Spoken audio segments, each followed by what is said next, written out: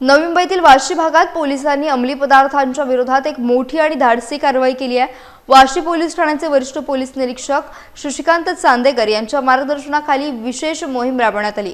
गुप्त माहितीच्या आधारे पोलिसांनी रचलेल्या सापळ्यात 3 आरोपी अलगद अडकले असून त्यांच्याकडून तब्बल 13 कोटी रुपये किमतीचे अंमली पदार्थ जप्त करण्यात आले आहेत। या धडाकेबाज कामगिरीमुळे संपूर्ण परिसरात मोठी खळबळ उडाली आहे।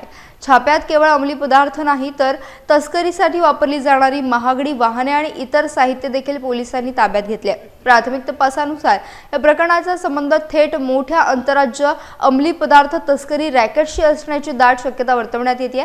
सध्या या अटकेत असलेल्या 3 आरोपींची कसून चौकशी सुरू असून या रॅकेटमधील अन्य मुख्य सूत्रधारांचा शोध घेण्यासाठी विशेष पथके रवाना झाली आहेत। नवी मुंबई पोलिसांनी केलेल्या यशस्वी कामगिरीचे सर्वत्र कौतुक होत आहे। काल वाशी पोलीस स्टेशनच्या हद्दीमध्ये रात्रीच्या दरम्यान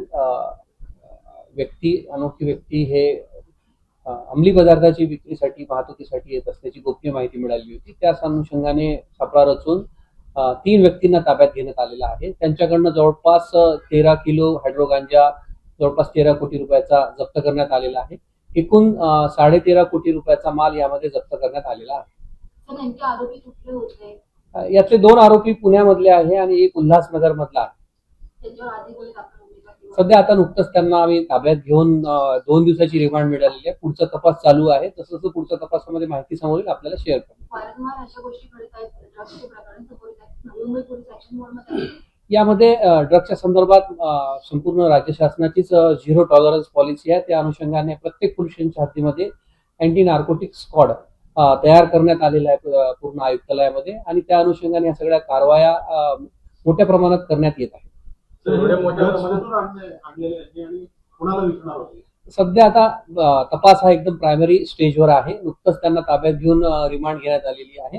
तसा जसा तपास पुढे जाईल आपल्याला ती शेअर करण्यात येईल। असं कुठल्या समाजाचा बद्दल सांगता येणार नाही, पण एरियामधनं येत आहे। या संदर्भात यापूर्वी सुद्धा कळंबोलीच्या केसमध्ये नवी मुंबई पोलिसांनी या संदर्भातल्या गुन्ह्यामध्ये मोका लावलेला आहे।